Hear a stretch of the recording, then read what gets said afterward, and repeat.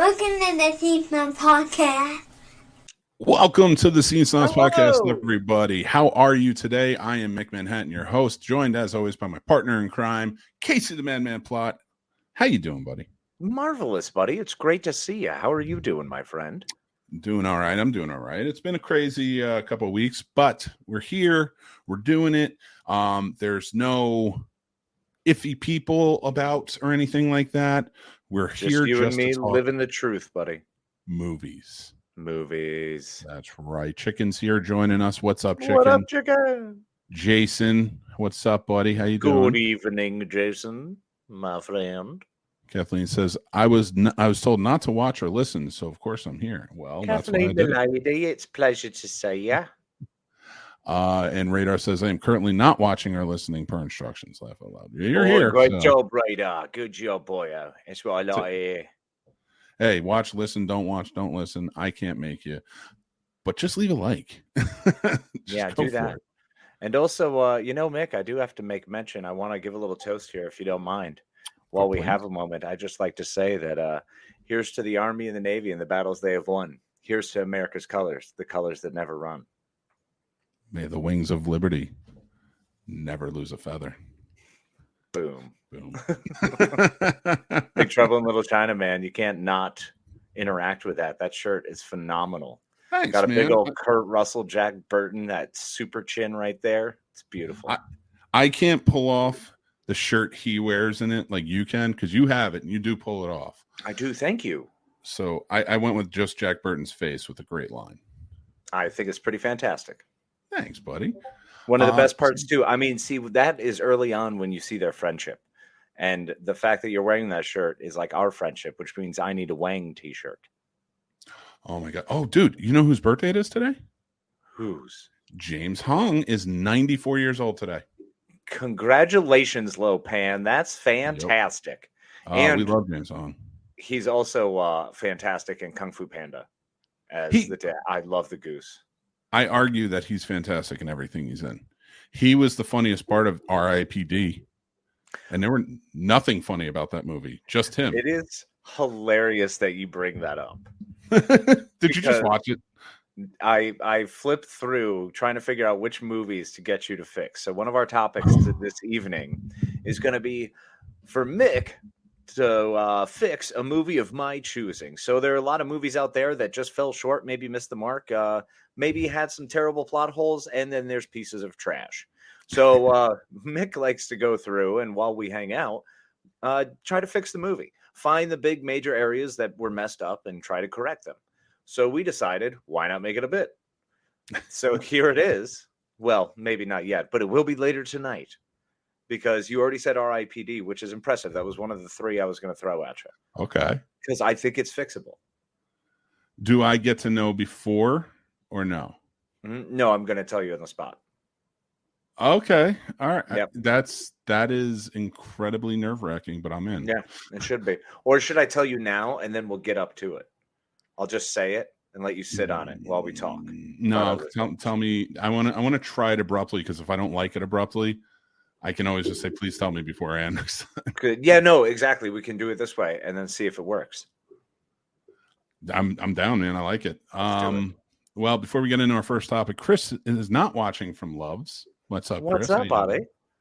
He did not hear or see that. Ron, what's up, buddy? What's going on, pal? Long time no see. Snobalicious Ron is here. The snob's terrific. Ron Lippett. I want to give everybody in a Discord a snob name. Let's do it. Yes. The Chicken says, hold on, let me turn off my eyes and ears real quick. Well, you're going to miss. Be careful with that, because turning them back on, like, don't do it too quick. There's a whole stall out thing that could happen. Just flaps forever.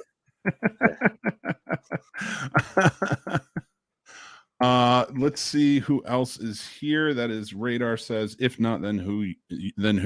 And listen, I am by no means saying like I'm the guy to fix everything. No. But I'm going to try with my own noggin, and Casey helps along the way. So I think we can have a lot of fun. Yeah, I mean, if not him, the Shadow, but we haven't been able to find the Shadow since 1942. So problematic.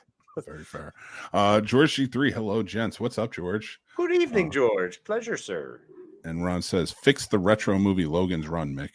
Maybe I want to go with Casey's tonight, so we'll save Logan's run. Yeah, I do think that's viable.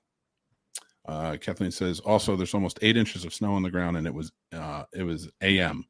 What is that? That's awesome. In the morning. That's what it means? Oh, whatever. I'm an idiot. I don't know where I'm going with this. I was going to make a comment about 8 inches, but I fear there might be repercussions. I will get there one day. They say for every 35 pounds you lose, your penis grows another inch. So I figure if I just starve myself, I'm looking at a 38-foot dick. Okay, now here's the issue with that. Imagine the amount of blood to operate that puppy. Man, you're going to be passed out. You might go into a coma every time you get an erection. That just seems like a terrible idea. It's going to be like the scene from Clerks when she goes into the bathroom and he's dead, but he has the hard on from jerking off. Yes, exactly. So many bad words and like so quickly. 40 degrees today, but now they are estimating 12 to 18 inches this weekend. I kind of want a really good snowstorm here. We haven't gotten any. We haven't gotten anything. It's all been miserable little flurries and like, yeah, look, it's going to be 60 degrees in Virginia in February. Great. All I want is just one good sledding day. Come on. Yeah, that'd be. Oh, dude, we should go to my in-laws like area because they have this huge hill you'd love. Oh yeah, I'm down. Oh, you'd love it, dude. And it looks dangerous. Let's do this thing. You can make it. You'll be fine. You're a Connecticut guy. You know That's how we roll. I feel like in Connecticut they don't even have shoes. They just tie sleds to your feet. Nah, man, that's why I wear flip flops. They're just glued to the sleds. Yeah, man, just sit on. You're good. Learn about grip tape. Yeah, it's like somebody comes up to you and is like, "Here are these skis. Do you want these instead?" No, I'm from Connecticut. Get out of here with that. Well, we just had snowmobiles. We see Connecticut's the smart state where we just attach engines to things and go everywhere. It's awesome. But there are other states, a little further south where, they probably, struggle with that. Go right ahead. You want to bash Jersey? Go ahead. I can take it. I like me. No, I'm just kidding. But I like Jersey. Jersey likes Jersey. My mama likes Jersey. You got a problem with my mom? If you're going to do it, now's the time. Because I was just there last week. And I could not wait to leave. Yeah. You see that? Finally, the call is hitting. The siren's dead, bro. She's finally broken her spell over you. You can finally see with real eyes. I feel like I need to put the disclaimer just in case I have any family or friends from Jersey listening. It isn't you. Well, but it isn't me. You. It's me. I've changed. I've grown. Sometimes we grow apart. It's just natural with people, and it's unfortunate. But I want you to know I still wish the best for you. And I hope you're able to find your happiness, Jersey. Did you just break up with Jersey for me? You're not to break up with Jersey for me. I break up with Jersey for me. Well, I love Cyrano de Bergerac, man. I just he told me what to do. Well, I just don't want you what to do. Now you do it. Listen, I'm going to break up with Jersey. It's going to be the only way Mick Manhattan, will do it. Well, that's assault. It's not. I don't know. I never start a fight. I'll finish him. I don't know how this fight started, but I'll tell you how it finished. Listen, goddamn you, New Jersey. I'm tired of going into your weird, hectic, just rushed roads and potholes everywhere and just construction all the way down the line and back. You never make up your mind what's going on, what's coming, what's going. You're insane. I'm sorry, but I can't be with you anymore. It was fun while it lasted. I'm really glad to have come out of you, but the baby ain't mine. I got to hightail it back to Virginia. It's the love state. It's the state with all the love. And Jersey, you just don't have it anymore. You just straight up better deal Jersey. At least I broke it down softly. You were like, yo, I'm going back to this other state because she's way hotter. And she totally hooks me up all the time. and she rubs my muscles and tell me how sexy I am. So I'm done with you, Jersey, and your attitude. Listen, I know it's Valentine's Day, New Jersey, but you got to find somebody. You want to know what's messed up? This is great because I guarantee there are people right now in Jersey still celebrating Valentine's Day. Yeah, I have no doubt. Meth heads. But you know what I was out for a week. What happened? You want to hear a terrible story about me? Yes. I waited till you took a drink to do it. Yes. Of course. The breakup on Valentine's Day thing is I brought that up because I actually did that once. Nice. I was dating a girl. I had realized I didn't want to be with her. Okay. Circa Valentine's Day, what, 2003? I don't remember. Okay. So wait, so how long before Valentine's Day did you realize these feelings? I think it was like a flip-flop thing for a while, and then like the weekends before that Valentine's Day, I was like, yeah, I'm not into this anymore. I went on a ski trip, and then I came back, and I was just like, I hadn't talked to her the entire time. Wait, on ski trips the entire time you had no conversation with her? No conversation. And this was your girlfriend? It was my girlfriend. And listen, I want to say something. I do want to say something, and it is not in my defense, because breaking up with her was terrible on Valentine's Day. I should have never done it. And I was at a point in my life where I was young. I was stupid. I didn't do anything crazy or mean-spirited or anything like that. It's not malicious at all to like give her like a best friend's heart and then break it in front of her and be like, you're useless and dead to me. And just snap it and walk away. You used too many words there. It was more like snap the heart and then walk out. Just point at her, point at me, and then walk out. And then you do the little card shuffle thing where you just kind of like turn your hands over. You just walk by, there's a boombox, you press play, and it's hit the road jack. I walked into her kitchen, opened the fridge, took some food out, left. No, listen, and I'm trying to make myself sound worse, because it was a truly terrible thing. I shouldn't have done it. It just was at that point, and it got to a point where I was like, I don't want to really celebrate Valentine's Day right now with you. And I just ripped the Band-Aid off and I broke up with her. And I will say this, she was a great girl. She was very kind, very sweet. Good sport about it. You know, we high-fived afterwards. She was totally fine. She understood. I'm so sure. It was I don't think it was messed up of me to break up with her or anything, because that's just how I felt. No, I think that's doing the right thing. If you feel that way, you break up with them. That's pure and simple. Shouldn't have done it on Valentine's Day. Could have waited a day. But I didn't want to see her on Valentine's goodbye Day. humping. Yeah, you had someone else waiting. Virginia. We're going to call it. Eventually, Virginia came into the picture. I did fall in love when I came here with Casey. Yes, you did, buddy. You charmer, you got me. I wasn't even ready. Gee golly willikers, I'm flush. Thank you. I did it all for you, Casey. You did it. Then met my wife. Yeah, no, then the better thing happened. Oh, stop. No, that is a better thing. Don't you dare. That is a way better thing, because you have a beautiful baby out of it. Everybody's just having a conversation in the thing, so I'm gonna let that go and just tell you guys awesome. I love you. Hey, we love all you. John's here. Hi, John. Hey, I saw Dan. I see Dan and Radar and Jason and John and Kathleen. They're all here. The Snob Nation is here to come out for us. And actually, guys, just so you know, if you're not a part of it, this is our last live show. Just out there, like on our YouTube page or anywhere else. We're moving behind a Patreon exclusive for the lives. Yes. Yeah. Like, so if you're not a part of the Patreon, which we just put out a brand new tiers, perks, the whole nine, go check it out. See if it's something you want to do, maybe support. We appreciate you. Appreciate all our patrons. But we're moving exclusively the live show every Tuesday night at 9 p.m. to behind the Patreon.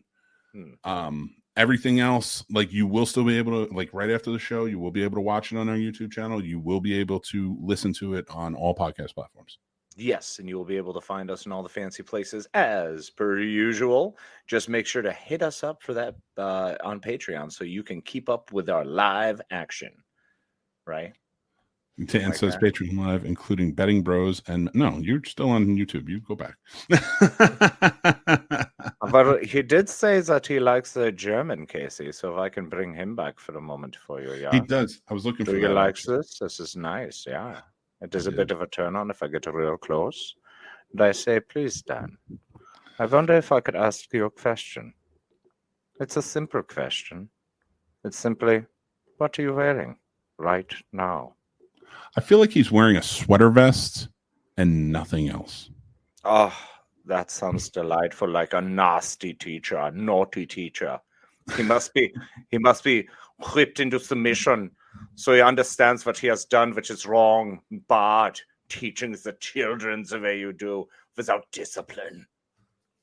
Yeah, when Casey goes full German, it borders scary. Like it doesn't start off that way, but when it gets there, it's like I try to start as like a professor or like from a Freud. I'm trying to do a Freud, and then it just turns really into uncomfortable, like whoa, dominatrix stuff. I really think that's what I should do. I should just do that I should record hours of that, like as Dan says, like an ASMR. I have no doubt that if you started reading public domain books in different voices, oh yeah, and sold it to their publishers, I bet you they'd buy. That'd be funny because you recorded it. It's all set. We can do it. Take it or leave it. If it pays the bills, it pays. That's right. You know, that's why I've got my foot channel getting ready to open. You know what else pays the bills before we get into the topics? Entertainment Earth. Yeah, they do. If you guys are looking for the awesome when it comes to collectibles, make sure you jump down and use Entertainment Earth's website. They have tons of great stuff from anime, Transformers, Super Mario Brothers, as you guys see, all these great characters. Oh my God, that's a new one. I need that. Oh, sorry. is that it's the reverse Monstar. So I was a huge Starhawks fan. Oh, there he is. Monstar, bottom left. Man, Dude. That's fantastic. So yeah, Entertainment Earth showing up again, time and time again, with some absolutely fantastic collectibles. So head on over and get some of your favorites. Oh man, is that the Jessica Jones? Dang. Yeah, it is. Oh no, Tokyo Revengers. Okay. Keisuke Baji statue. Okay. Well, go on over and check out and see what they've got for you.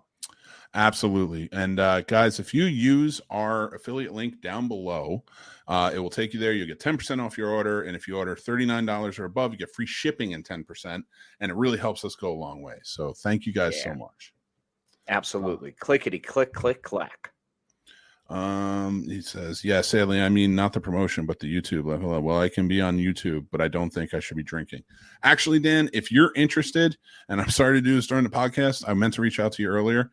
I have an idea for a show for you where you can still incorporate everything, but not have a drink. And if you want to talk about that, let's do it. Did you guys ever watch Jason the Wheeled Warriors? No. Was it kids on wheelchairs just fighting crime? That would be pretty cool. Was it wheelies from Return to Oz? Because those things were creepy. I'm not laughing at kids in wheelchairs, by the way. That was not why I laughed. But no, I was trying to walk past it in case you were. No. Because, I mean, how about Murder Ball? They will jack you up, bro. Oh, yeah. Those guys 100%. will hunt us down. I don't want to be on the bad side of those guys. You're out of your mind. I'm not laughing at that. I'm laughing. All right. So my mind immediately went to Mac and Me. Oh, no. Yeah. And just that kid in that trying to fight crime, I imagined. And like just getting pushed down that cliff again. Or what is it? Naked Gun 33.5, whichever one it was, where OJ Simpson goes down the frickin' stairs. Oh my God, hilarious. Dude. I heard they had Cocaine Bear. Well, listen, go watch our review. Yeah, it was fantastic. The review was fantastic. You'll have to see what I said about the movie there. That's true. And he did have a lot to say, and it was all important. So go watch. I think he believed me. Case, I want to talk about Marvel's Phase 4, if you're up for it. Absolutely, brother man. what do you want to discuss about this most fantastical time in movie history? I think we can both agree that among fans, movie fans, especially Marvel fans, MCU fans, Mm-hmm. it has strongly been the consensus that Phase 4 was not enjoyable by many. And a lot of haters, and these are the hater side of it, say it was downright terrible and that Marvel was dying. Wait, Phase 4? Phase 4, which is what just ended. Ant-Man is Phase 5. Ant-Man Quantumania is Phase 5. So everything after Endgame, which started with, what was it, Far From Home, Spider-Man Far From Home. Yeah. Until Wakanda, Black Panther, Wakanda Forever. Yeah, it was, and this one is Black Widow through Hawkeye. It's Phase 4. No, Phase 4 starts with Far From Home. Oh, it does? Yeah, everything after Endgame was Phase 4. Oh, okay. So they were kind of setting up with it in that sense. I don't think a lot of people think of it like that, but what they did say, like after Endgame, it starts the rest of the phases. That's fair, yeah. And that was one more to kind of, it was more for pushing on from Phase 3 and the previous phases before that. Mm-hmm. So it wasn't really pushing us into Phase 4. It was just kind of an introduction into it. Fair enough.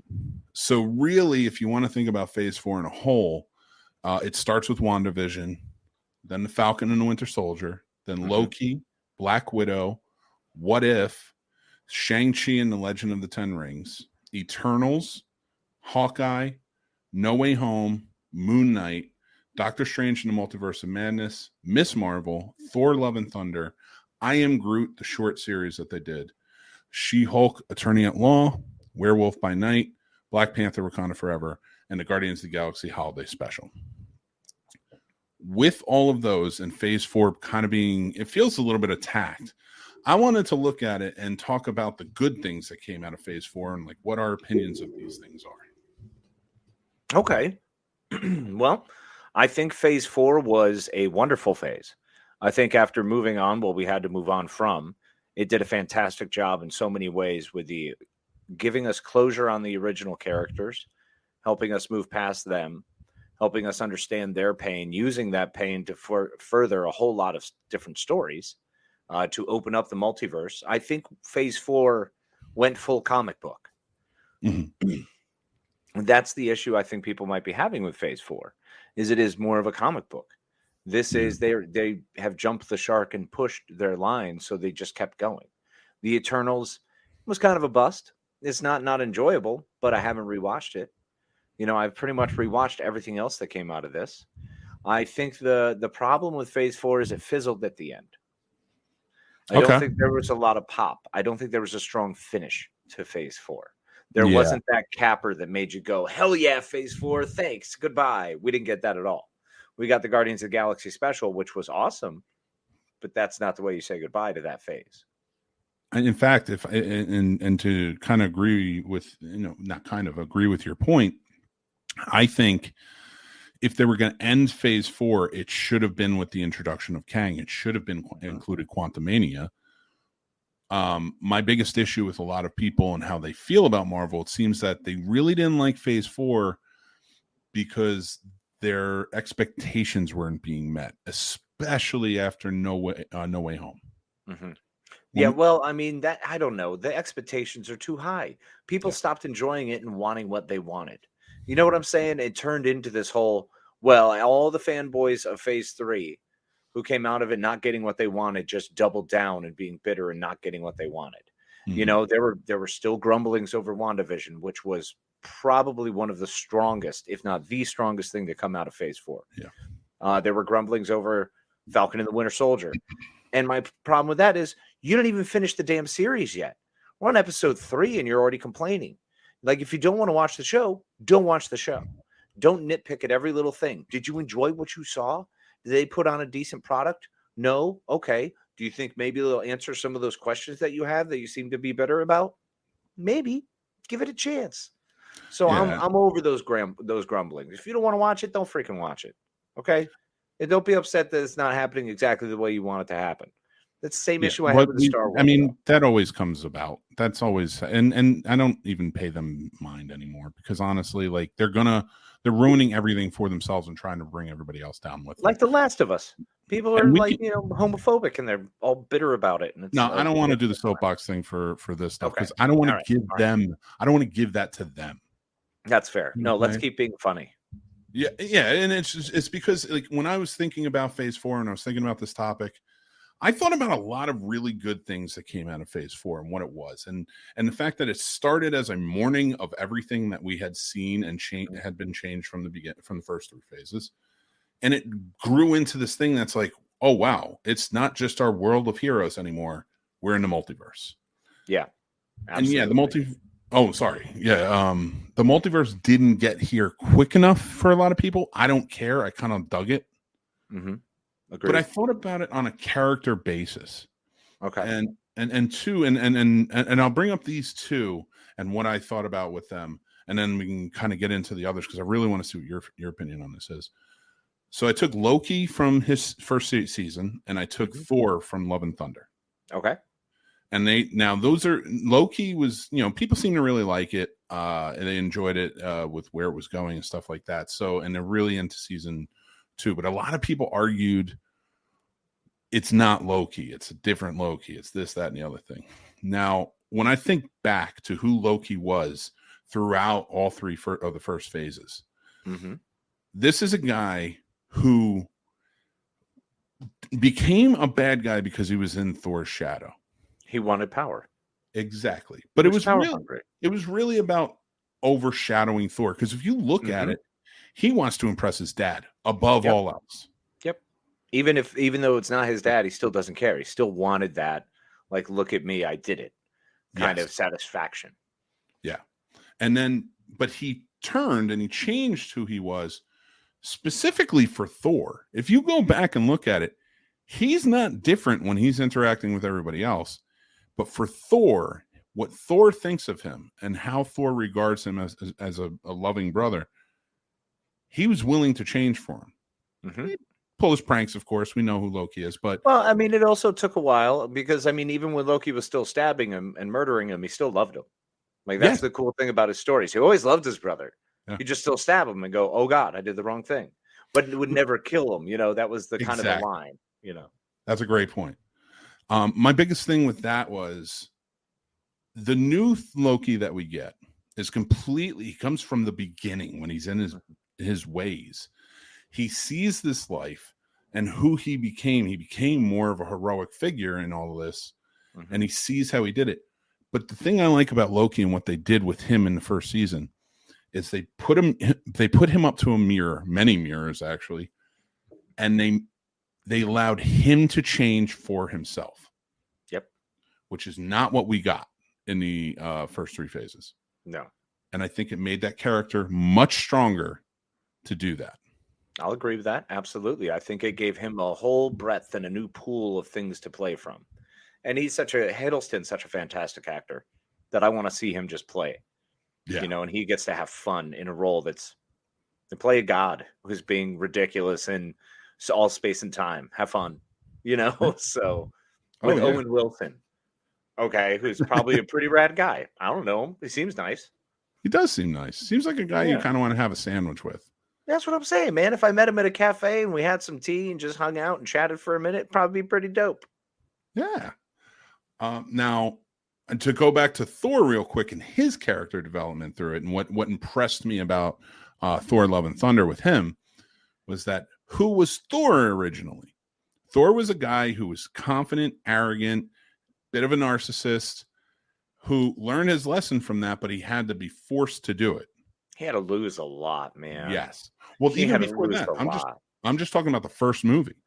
He still lost in the first movie. You know what I'm saying? He still had to lose stuff. So, yeah. Oh, yeah.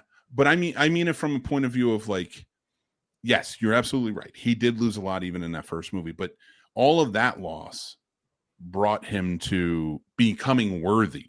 And then the rest of the time was through all of the death that he had to deal with and endure, and the depression he clearly went through during that time, and to see most changes. I've always said that, like, I think Thor is the most a character change throughout that entire phase 1, 2, and 3. I agree with that. Yeah, he was the most growth, sure. And Cap was always, was always Cap. He's always Yeah. Cap. You know, RDJ. Yeah, Tony Stark had to deal with. We got PTSD, but he was still always Tony Stark. well, You know, I would disagree with that in a little bit. Only that Cap and Tony did change, as where Cap changed to adjust to the world he was in. a little realized- bit. He's Yeah, a still little once bit, yeah. once he realized he could go finally back and live with, you know, his adjustments were all faking it. Basically, he was Mhm. acting the whole time because it's what he was supposed to do. Because he's Captain America, Yeah. and he's supposed to be that guy. Mhm. So when he actually changed and when he stepped up and when he was like, "Nah, I'm gonna stay back in time and be with the woman I love." Yeah. So you know, I don't know how much he really changed. I think he would say fit that's right back into that world. I would say that's a huge change, though, because if you remember from the beginning, I know you know this, but I'm saying it for the audience. The whole thing was he felt he needed to join the fight to give his all, and by the end of it, there's a guy throughout never changed. You're right, he was the guy who was in the fight, but little by little, he would start making decisions he would make the right choice and do the right thing. But he was adapting to the society he lived in. It's fair, but I mean, he even went rogue from SHIELD and the U.S. government because he realized they were going the wrong way. Well, you know what I'm saying? So it's still him not changing. It's him continuing to fight for his line of justice and what is right. You know what I'm saying? But they show you it's not his line. It's the right choice. And everyone always comes around to it that he's making the right choice. The only choices he didn't make that weren't right and it blew up in his face were when he didn't talk to Tony about Winter Soldier and Bucky having killed his parents. And going in that route, he was becoming more he was getting to a point where he was willing to give up fighting and go back to his time because he realized I'm not the Captain America that everybody needs right now anymore. Yeah. And I can appreciate that because that was a good finality for the actor. Oh, of course. Yeah, he was done. And it was also a good way to say, yeah, Cap doesn't exist anymore in this type. You know, there's been too much subterfuge. Everything was running in underground and BS. And now there's, you know, things falling out of the space. that gods are falling out of space and wiping out the planets. So yeah, no, not cool. And with Tony Stark, I would argue that he changed immensely, but not in personality. It was more. That's fair. That's fair. I mean, suits. He was not the guy who was going to make the sacrifice play. You know, Cap was right in the beginning, and then he does. And he only does so by finding that love that he didn't have in the beginning. Yep, very true. And I love that aspect of it. So, like going forward and thinking about Thor, the other like of the big three, when we finally and we've seen him through his depression, seen how hurt he was, and by the end of Endgame, he's going away with the Guardians because he needs to find out who he is. That made me appreciate the opening of Thor: Love and Thunder more because a lot of people are saying he's goofy, he's silly. And he's just it's not the Thor we know. You're absolutely right. Yeah, he's not going to be the same Thor. He is Peter Quill. Yeah. He is adjusting his personality to Quill. Why? Because ultimately we find that Quill is still the one everybody looks to. And it's not Thor. So Thor held him in high regard. Yeah. You know, took his words true and like went through it. So he had to go through that heartbreak of losing yet another person who was willing to give up her life to be Thor. And I would say he changed insanely. Like by the end of that movie, he is not the same as he is in the beginning. No, he's King Thor at that point. He is, you know, the man that Odin knew he would become. No, I think so. Yeah. So that's my arguments and that happens a lot in this. And I would love to hear more from you about other character changes and other positive things that, you know, from MCU Phase 4. So yeah, Phase 4 was a lot of fun for me. I mean, we got the Hawkeye was one of my highlights, man.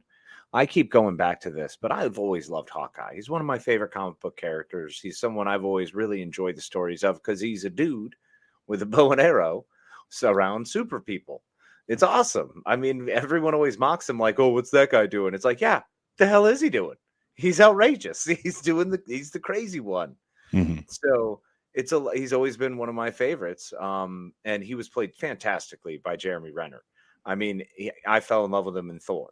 I immediately was like, okay, cool. That's my Hawkeye. I'm down. Nice.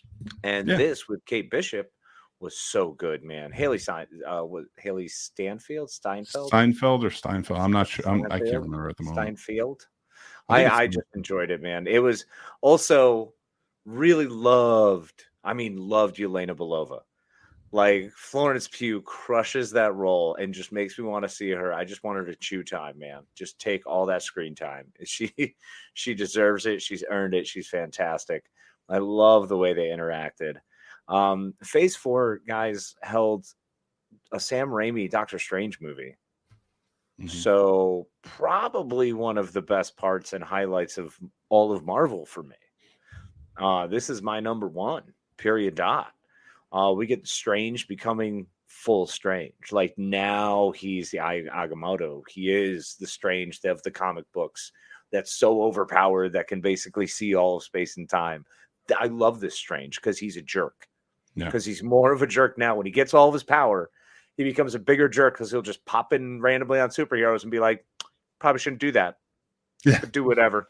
Doesn't really matter to me. I see 40 different ways. Whatever. And it was just bail. He's such a jerk. Like I loved him so much. Yeah, good luck, kid. I will, and they did such a great job. I really did enjoy that movie. I love the horror element to it. They did, yeah. The horror side of it was fantastic.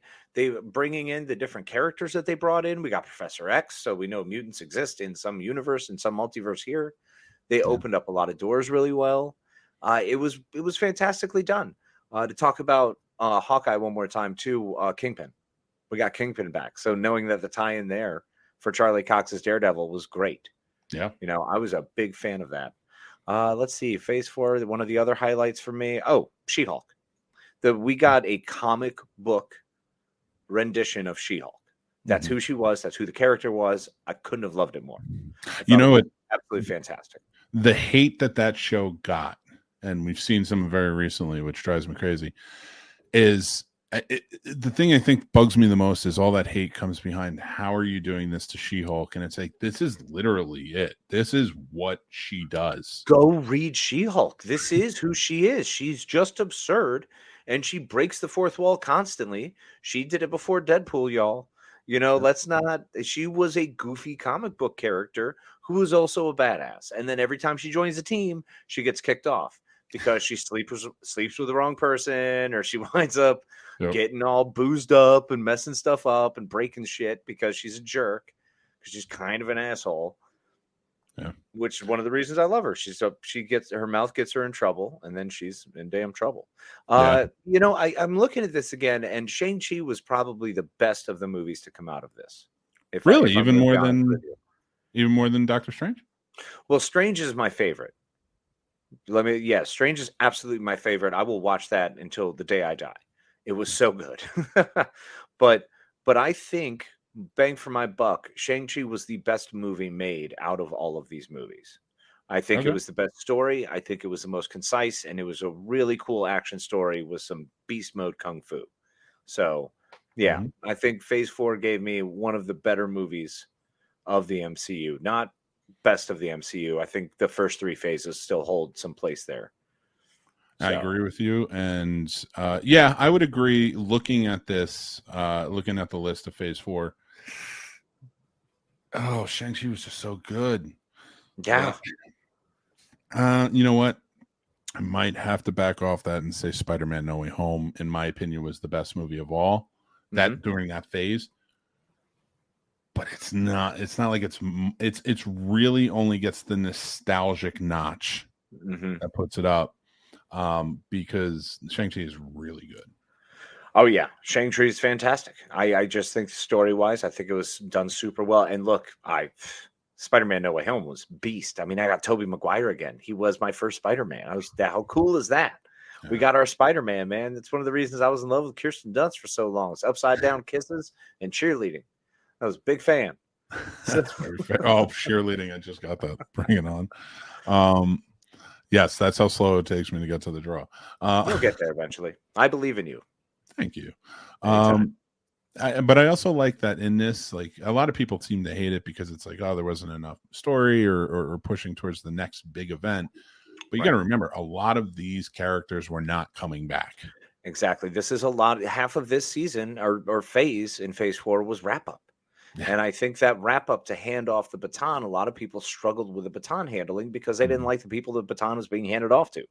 Yeah. Because look, we got our fan service. Phase 1, 2, and 3, that's ours. Phase 4 is the goodbyes. Yep. And goodbyes are hard. It's tough to look and realize that this is a goodbye. Jeremy Renner gave us a Hawkeye goodbye, speaking to that Black Widow plaque. You know, we got an entire Black Widow movie in which introduced David Harbour and Florence Pugh in some fantastic roles that I can't wait to see. But it was also saying goodbye to ScarJo. That was bittersweet as all get out because she's been amazing. She's been in since Iron Man 2. You know, this is a huge deal. So, yeah, it was a tougher phase for that. Some of the handoff is going to younger actors that are, you know, paving the way for the new crew. Ms. Marvel being fantastic. I'm so freaking stoked about that. And me and my daughter loves it. Like, that's where it's at, man. That's some good stuff. We've got some good new blood in there. And I'm excited to see what they're going to do. But, yeah, it's not for us anymore. Yeah. I think we got our fan service. I think the old crony folks, we either decide we'd like it and stay on board or jump off. And that's cool. Mm-hmm. There's lots of good stuff out there. So I'm excited for where they're going with it. And they've added so many elements that are really going to be strong going forward. So I like phase 4 to me. Is it the best of the phases? No, of course not. I mean, phase 3 alone was just like on an epic scale. But I would even argue to a point that it was almost as strong as phase 1. Because there were some things in phase 1 you're kind of like, people seem to forget, like the first Captain America, a lot of people lambasted it. I mean, I loved it. That's a World War II movie. It's a straight World War II movie. The first phase, every single movie is its own genre of movie. Thor is a Shakespearean melodrama. You know what I mean? Like, go back and watch that. That is a Shakespearean drama directed by Captain Shakespeare himself, Kenneth Branagh. So, I mean, every single one was different. Sorry. Oh, no, you're good. But like Joe Johnston directed that first one. Joe Johnston is famous for movies like was it Rocketeer? Stuff like that. You know, like he does movies like that, and it was fit really well for the character. And then that second one, like with the Russo brothers, like every director they got in those phases really understood what Marvel was trying to do. Exactly. And they were able to align the characters perfectly to keep them on track. And plus, I mean, let's be honest, there are certain things that hurt this phase that are out of the control of any one of us. You know, we lost Chadwick Boseman. Yeah. And that was huge. I mean, I couldn't wait for more T'Challa. I know. That sucked. That really sucked. So automatically that movie is already a little bit down for me because, I mean, the first 15 minutes were a funeral. Beautiful funeral, by the way. I'm not putting it down in any way. No. That was a heck of a send-off. But it's still down. It's still sad. And that's what phase 4 was a lot of. So I get the mixed emotions. We want to watch these to be happy. But also in our comic books, there were a lot of deaths. Like, there were a lot of funerals in our comic books. Hawkeye had a couple. A lot of people, pretty much every X-Men that I loved died at some point. So poor Jean Grey.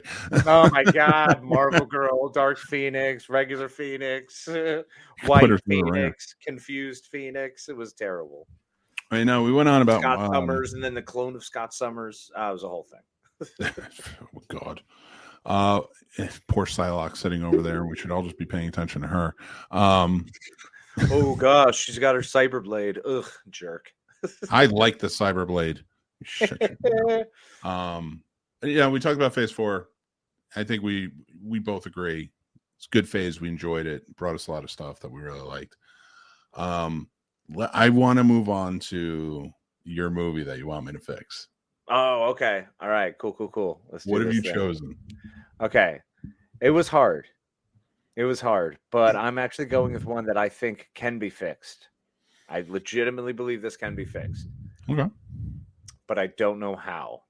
So I want us to play. Can you fix it with Mick Manhattan? This week's movie is, what year was this? 2012's Battleship. Oh. All right. How do you fix Battleship? 1, don't make it. No. I saw that coming. How do you fix Battleship? Battleship was a movie where I don't know what the studios were thinking for a while there, where they thought like we can capitalize on board games for some reason. Yes. Who would turn down an epic battleship movie where there's huge battles going on at the sea? Right. And you could do that. Now they throw aliens into the mix. Fine. I don't know where in the board game that exists, but whatever. That's where I think that you fix Battleship, because when it really comes down to it, it should have been more war games than the Michael Bay Independence Day type of style that it went with. Agreed. It should have been some sort of rogue break-off faction of some sort of group of ships rather than aliens, and then buzzsaw aliens just so Peter Berg can show off his cool alien effects. Yeah, but even then, like what I would do is I would stick it, if you want to put it at aliens, because basically all Battleship was is the precursor to what Pixels ended up being.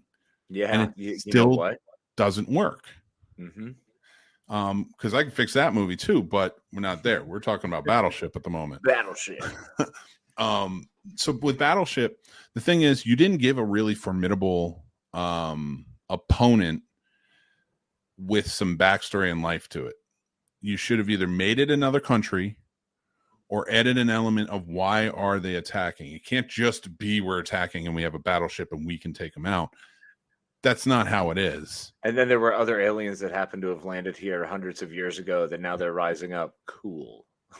Which is basically War of the Worlds. You know, like, Yeah. so it was somebody sat in that room and said, and Hasbro or Mattel, whoever makes the game, came in and said, we want a game based on Battleship. Everyone loves it, and we want to see it. And then the executives were like, deal, thanks for the money. And then they went out and they just were like, let's take things from all these different movies and make something terrible. Whereas if you had just followed a formula and asked the questions, why are we incorporating the Navy? Why is the battleship the most important thing? Where are we at? Like, you could have turned this into almost a post-apocalyptic, and I'm not talking about Last of Us type post-apocalyptic, but like something happens where borders are being ripped apart, things like that, really tell this tale. And the navies are what are keeping everything going and safe. Nice. Or do you even have one specifically hit an EMP blast? So more the advanced ships are out, and you can still even have the old battleship come in back into play and be useful. Like, sure, you could have that. I'm into that. I get it. They should have been more looking at like shows like The Last Ship. Yes.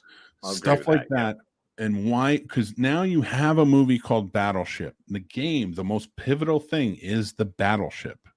Mm-hmm. But you didn't make it that way in the movie. What you're saying, you made it more of a MacGuffin, like we need this thing because it's the only thing that's going to beat this. And that's not the case. And then you add a whole bunch of beautiful people in there and no real acting.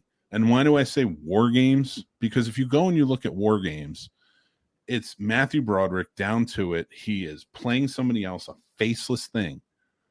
Mm-hmm. If you had just done that and focused on the ships, we got 5 ships left, all these different types of ships. We got a sub, things like that.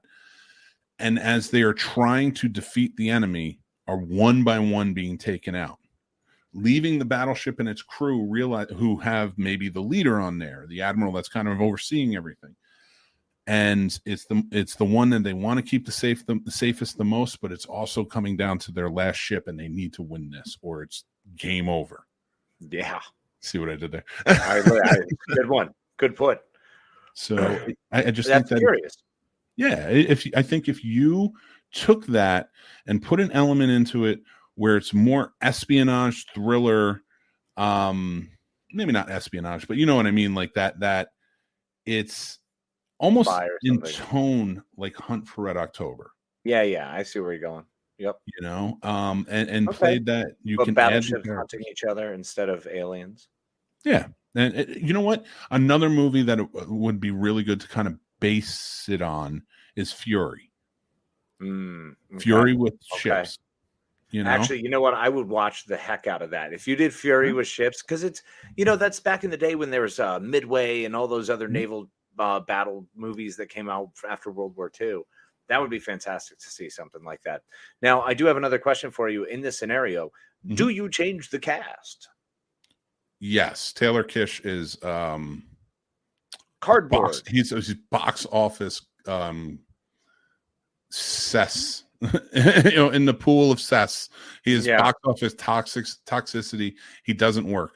I liked him. I liked him in Friday Night Lights. I think he's a good actor, but he just isn't getting it done. So, like, as an executive, I'm not casting him. Plus, you need somebody a little more charismatic. And if you're going to make it a naval he wasn't even an officer. He was just a sailor. I think in that. I think so. Yeah, I believe so. Yeah, I forget what he was. No, he was Lieutenant Alex Hopper. Okay, so he was lieutenant. Lieutenant. Yeah, it makes no sense. And of course, Liam Neeson's in there, and the whole daughter aspect, and it's just ridiculous. Yeah, you need so to. You'd cut the love story, is what you're saying. Yeah, no Brooklyn Decker necessary. If you're going to add a love story, and I hate to say it, I really do, because this is a movie that needs to be fixed, and I can fix this too. But I'm not going to do it because we're doing this at different times. If you're going to add a love story element to it, not the first half of the movie, but the second half of the movie, make it more like Pearl Harbor, and that hurts me to say, but where it almost is like the one thing I'll say about Pearl Harbor and the love story behind it. It's almost like a Knights type of story where he's courting and they're doing, and I like that element. And I think that's the too. I agree. It's like Knights. It's like a Knight's Tale, something along those lines. Yeah. It's got that same feeling of interacting and trying to the wooing, and who doesn't love the wooing part, and who doesn't love to say woo. Yeah, very true. So like, I would change it in that direction. Again, I wouldn't make it like they did in Pearl Harbor. Trust me, I know everybody. Don't do that. Like even Dan saying don't. Dan's do it. Already at it. You take David Gregory fixed it. Cocaine battleships. I'm in. Yeah, cocaine, I mean that would definitely fix it. And I like that too. Adding the smugglers element. You can even make it. In this world that's like where it's kind of like maybe they're just trapped, maybe it's just a battleship trapped somewhere. But I like the idea of having the different ships and they're being taken out one by maybe smugglers or something along those lines, and it comes down to the battleship. I think it would also be awesome to make it come down between a sub and a battleship. That could be interesting. That could be very interesting. So as long as the battleship has depth charges and a helicopter, I think they'd have a chance. So what do you think of my movie? Did I fix Battleship? That's a really good question. I'm going to say anyone other than Taylor Kitsch automatically gives it another point. And this is oddly not because I don't like the man. I think he's a fantastic actor. I think they do a great job. I didn't like him in this role at all. I think he was a drag on this. I think Rihanna outacted him. And that's not saying that she's a terrible actress, but this was early in her career. So that's for sure. I think we can put it that way. Liam Neeson is unnecessary in this. I would rather have someone more. If you're going to cast someone, this thing was shot too light. Okay, there was a lightness to this. So I think you could have swapped him out pretty easily or changed and made it a darker movie overall, just tonally. I think you fixed it, buddy. You made this a movie that I would much rather watch because you took the aliens away. And really, that's the only thing that sucked so hard in this that I would have dealt with old paper cardboard there, Mr. Kitsch. So you definitely. I mean, even especially after John Carter or whatever, you need to like change that up. Which was another one I looked at because that is the number one biggest box office flop, and I contemplated that one because I enjoyed it, but I realized why it sucked at the same time. You know what I'm saying? Like, it was disjointed as hell. They just did not do anything well, and it's unfortunate because all the pieces were there. I hate when you see a movie and all the pieces are there and you just can't quite get to it. And that's why I have my best friend, Mick Manhattan. He's the guy who fixes movies. And tonight he fixed a battleship. Join us next week. I wanna get into our final topic of this evening. We've been talking about it's kind of a polarizing topic at the moment. And naked penguins. Naked penguins are never You got me. Oh, what? You got me on that one. It was really good. I gotta give you credit. Oh, I.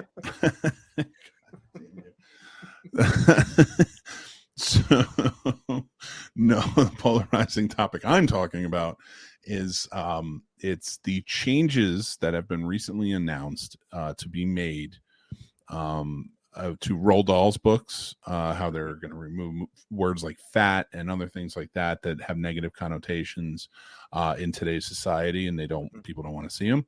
And then, of course, the James Bond novels written by Ian Fleming, their publishers have come out and said they're going to make changes based on certain ethnic not slurs. I don't know if there were slurs in it, but the way the articles I've read were more like words they use to describe different ethnicities. That was demeaning at the time. Yeah. Which was I understand that. It wasn't a slur as much as it was just not a nice thing to say, not a nice way to say something. Yeah. So saying you could say that guy over there or that jerk over there. You're not technically slurring, but it ain't nice to say. But I will say this just to amend it, anybody who's read the novels and maybe there are slurs in there. I am not saying there are no slurs. I'm saying I haven't read them, and I'm only going based off what I read in the articles and what they were removing. They never mentioned slurs in it, so I'm just I'm going to come right out and say that this is BS, and you don't touch art, and that's the way it came out, and that's the way it is, and you leave it be. Period. Dot. You do not censor. You do not edit. You do not alter. Once it is what it is, it is. You can put out another version that does not have it, and I'm okay with that. But you better still be printing and having circulation the other one. Like, that's not okay. Yep. And Dan puts it really well here too. If you have to stand on a ladder to see what your neighbor is doing next door in order to complain about it, you are the issue, not the neighbor. Bingo. Completely agree. Here's where I change a little bit. Now they're removing verbiage from the books. I don't believe in that. Keep the books the same, because you're right. The art should be immortalized, and it should be a test of what the time was when it came out. It's like it kind of reminds me of someone coming out and saying, "Hey, let's change Ulysses so it's easier to read." Well, it's actually funny you mentioned that, because I'm a little bit different on it when it comes to abridged adaptations. Things of that nature, because now, like, and I know you have these too, but like we have the whole set downstairs of the all the classics, every classic read you could think of, but they were edited and abridged for more of a younger audience, for like our kids, like 10 years old, and so and I'm talking about the Three Musketeers, I had Robert Louis Stevens. Yeah, I had those when I was a kid. I had Moby Dick. I know exactly what you're talking about. They were great. I mean, that old Alexandre Dumas was pretty fantastic. I tell you what. And that I agree with. And the reason I agree with it is because at that age, kids need something a little easier to read to get into it. And I mean, I'm not picking up Lemort d'Arthur at 7 and thinking I'm King Arthur, because that's not quite how that works. I want to read a comic book that's the story of it. You know what I mean? Or Robin Hood. I'm not reading The Adventures of Robin Hood. There's so many different ones that I'm not going to pick up until much later. So there should be a abridged or easier kids version, sure. As long as you definitely mark that as that's what it is. This has been edited. This has been, put clearly that that's what it is. Do not attempt to show it as the artist's work. That's where I struggle with, because that's what it sounded like they're doing in the Roald Dahl stuff, and I'm not okay with that. And that's and actually brings me around to that. What you were saying is like, so I'm okay with that if you are making it for a younger audience to introduce them and go on, because even when Tommy read the young adult version, not even young adults, like kids version of Three Musketeers, which I love, and A Count of Monte Cristo, which is my favorite. He went on, he read it, he grew a couple of years and said, I want to read the actual versions now. I want to read, I think I'm ready for them. And and that's the perfect thing. That's what it should all be about, not offending somebody, because fact of the matter is, we can get into that, but let's be honest, I'm certain there are parts about, Robinson Crusoe you don't want the kids reading when they're, trying to get into that story, because doesn't he talk about like stuff on his janks? I'm pretty sure that was the book where he talks about stuff on his janks. It was, I can't remember now. Was it Robinson Crusoe or was it the Swiss Family Robinson? One of the two. I doubt it's Swiss Family Robinson. No, but what was it? It was I could have sworn it was Robinson Crusoe. They made a movie about it. And it was based on Herman Melville's Moby Dick, like the true story behind it or something. I thought. The Chris Hemsworth White Whale one. Yeah. I thought there was a book along those lines too. It could have been that, but even like, it's funny you mentioned that, because out of all those books, Tommy's favorite is Robinson Crusoe. Get out, really? Yeah, it's actually funny you mentioned that one, because he's read that book a few times, and now I'm thinking he's getting to a point where it's like, read the real one because you like it so much. Yeah, absolutely. And just real quick, no, Dan, not like the cannibals. The cannibals part, that I want to train my daughter how to eat human flesh so she can survive the apocalypse and the food shortage. You know what? That's very true. That's why Casey's going to make it, and I'll be dead in the first 3 days. But like, when we're talking about these books now, they're taking things out to. Honestly, I think they're changing them and making a controversy on this so they'll sell more books. I always think that's what businesses most think. I don't think that anymore. I just think people are small and dumb and need to go fight something because they just feel like fighting and arguing with people who are going to be more passive about it, because they look at you and go, really, this is a point you're going to bring up? And then they just drive it into the freaking ground. And it's pretty terrible. Pretty terrible. And I agree. And it bothers me, because it's like, even with like the adventures of was it Tom Sawyer? No, it was Huckleberry Finn. Huck Finn, yeah. And Jim, the character of Jim in it. And no, I will never say that word, but there's been a lot of arguing for the fact that it should stay in, because this is a testament of what the times were.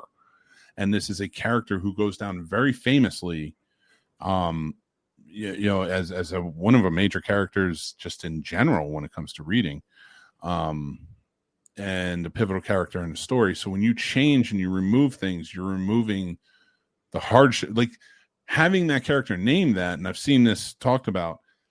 It shows, without really getting into it, the hardships he faces every single day. Every day. When he wakes up, that's his life. And that's part of what the story is being told of. The Adventures of Huck Finn are actually to be the tale of, everyone around Huck, to see what life is like. It's almost like a view into that time period and what people were like, because you get a full gamut of running into a bunch of different folk. So that's one of the things that I love about that story. The Adventures of Huck Finn are supposed to be life through his eyes, but it's life at that time. And I think anything that has historical reference in that and refrain requires and must remain as is. And people who dare to attempt to challenge and censor and edit that, it's just horrifying at this point, because they're just trying to wipe away things that they're not comfortable with. But that's not okay, because just because you're not comfortable with reality doesn't mean it's not real. Just because you're pissed that train is coming right at you doesn't mean the train's going to stop coming at you. Yeah. You know, and I'm so frustrated by entitled humans who believe they have a right to go out and just make things harder for other people. It's crappy. You know, I agree with you to a point, and it's funny that you mentioned that, because to tell a story that just happened yesterday, we have this place in the town I live in that, you know, the boys and I would go get our haircut as old fashioned. It's like a hipster type place, but it's an old fashioned type barbershop. And I dug it. It was always like they did the straight raise, they would everything. They did the whole thing.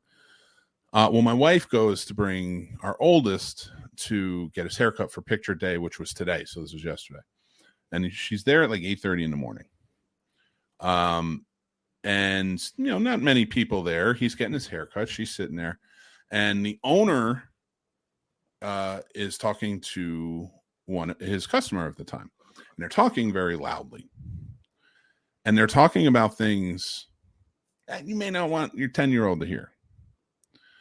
You know, and a lot of it had to do with like prostitution and stuff like that. Like I guess the guy went away on a vacation, and he was talking about his experiences with and they're both homosexual men.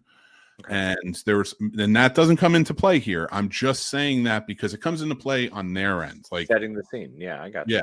Yeah. Whereas Mary had no problem with any of it except the prostitution, because it was very wildly being thrown out there. Mm-hmm. You know, like, so this prostitute and that, you know, and talking a lot about acts with sex toys and things like that. Right. So Mary went up to him, just said, "Hey guys, listen, my 10-year-old is here. I would just like, I don't care what you're talking about. It's just like when you talk about prostitution, that's not something I really want to explain to my 10-year-old at this time." Yeah. And I think that is a perfectly reasonable way to say that. Yeah, because you're asking like, hey, for my sake, could I please not have to explain this terribly uncomfortable thing to my child, who I'm trying to protect their innocence as well as their ability to grow comfortably. So yeah, no, I've always been on that level. That's a great way to approach that.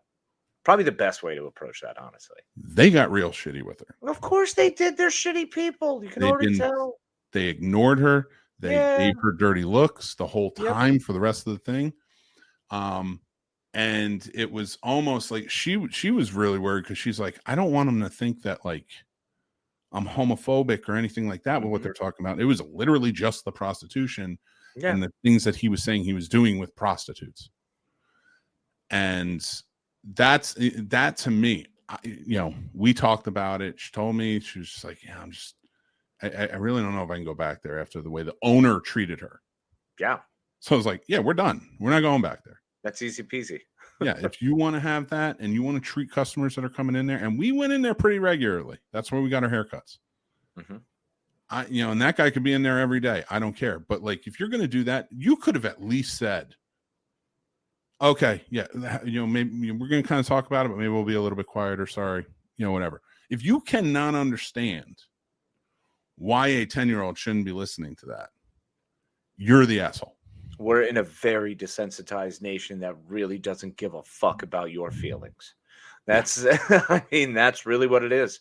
If you ask people, sometimes they're just purely defiant because they want to do the opposite, because people love opposite land, because it makes them feel special, because they want to argue and they want to feel something, because maybe they have an empty hole in their life where there's a void and they can't fill it with anything. So instead, they're going to needlessly cram down hate and being vile and brutal and aggressive and nasty and just mean-spirited towards other people, because they can never find true happiness and joy in their own life. And it's a sad, unfortunate set of events. And that's why I've taught River, when people are jerks, laugh in their face and walk away. Yeah, that's there's nothing you're going to be able to do except increase stress in your life. And guess what? It's a message to you, my friend, and to all of you, my friend, Snobs Nation. The extra stress ain't worth it. Walk away, laugh, ignore it. It's not worth it. Civility is dying. So don't put yourself in a situation where something might become uncivil unnecessarily. I know. Don't let your headspace get filled with garbage. You're too good for that. I love you. Be cool. Couldn't have said it better myself, so I'm just going to leave that one. So I gave you the soapbox back. And you did. Thank you. Right with it. I'm on the verge of 40, man. I feel like this weird old wisdom professor thing is coming over me hard. It's really strange. I kind of love it. I'll tell you what, we should have a segment in this, but you have to promise me one thing. Never.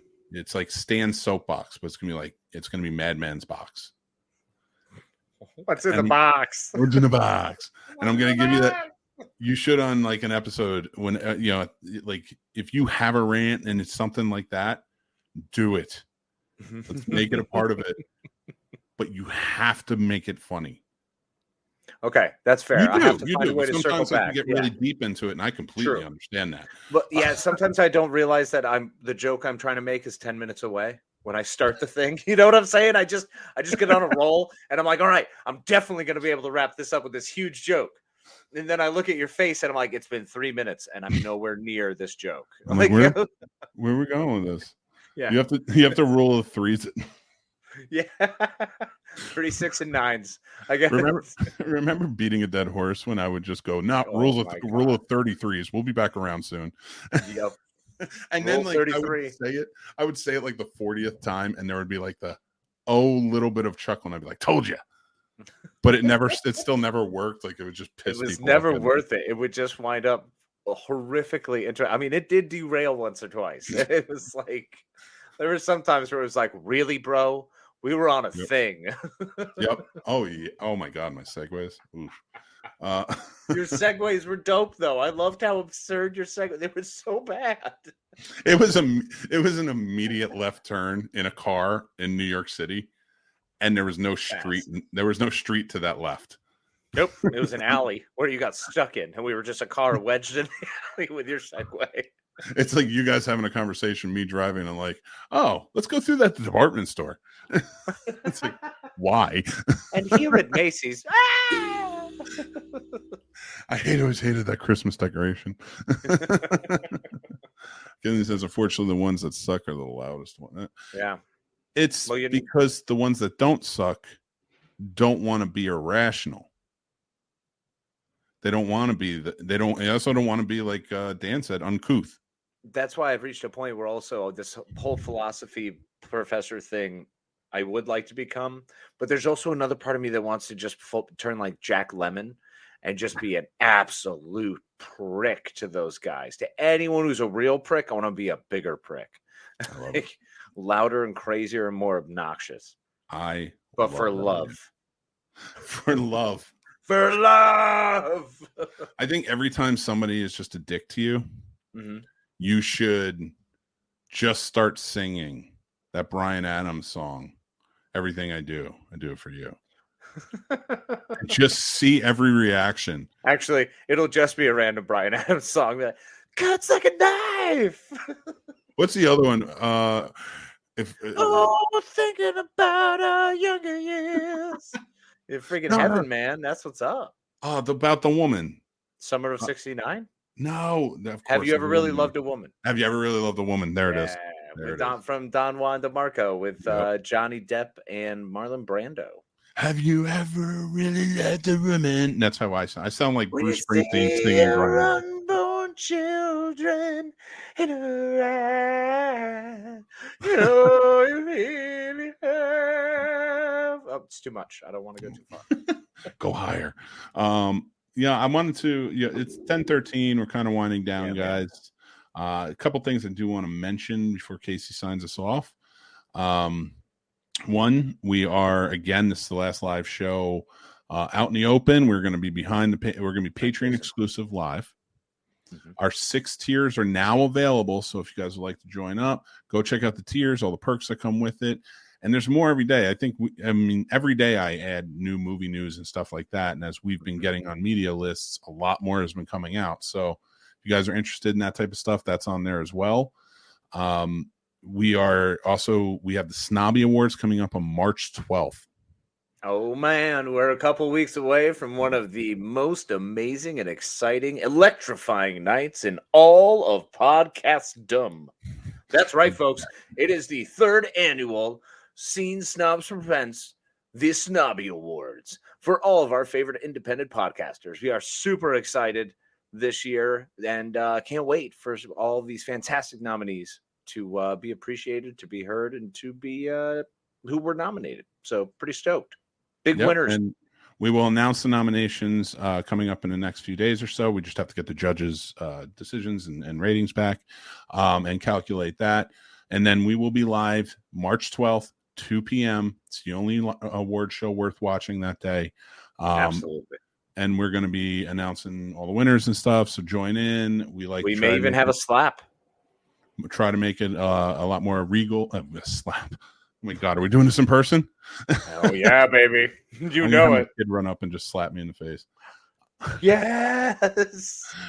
Keep my lovey's name out your mouth. Keep my mother's name out your damn mouth. Oh my God, all I said was, "What's for dinner?"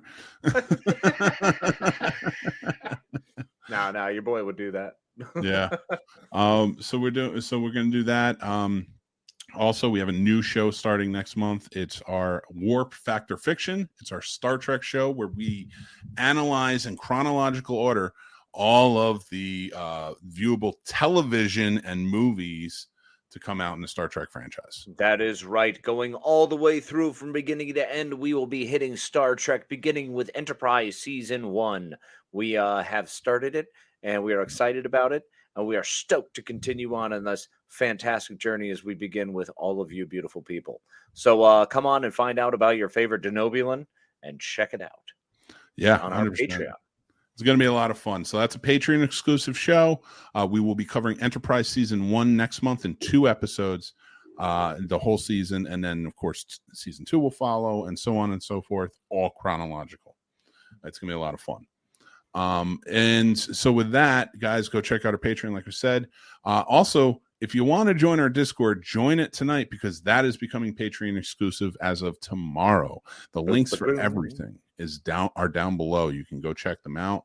And all of our sponsors, everything like that. We have more coming as well. So I appreciate you guys. Thank you guys so much. There's been some new stuff with Carolina Fear Fest, which is May 26th through 28th.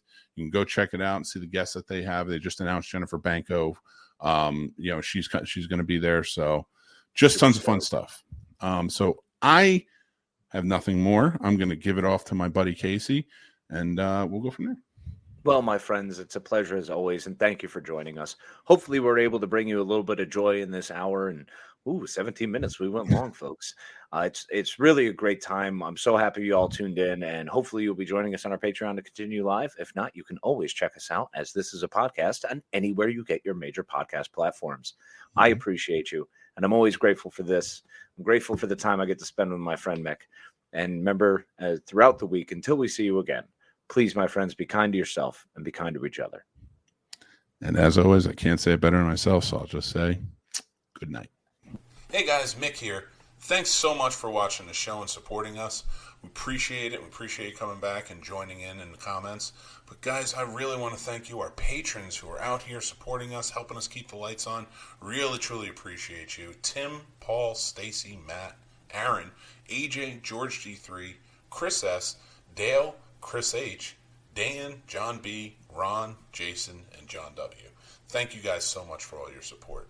Guys, we have 3 tiers available right now. As of March 1st, we're adding 2 more tiers for a total of 5 with tons of perks. So go check out patreon.com/thescenesnobs. And join our Snob Nation Discord channel where the moderators are keeping everything going and we're having really fun conversations over there and more. So go check it out. It's free to join and just be part of the Snob Nation. And remember to embrace the absurdity. Hit subscribe on our YouTube channel. We have tons of great shows coming out and more.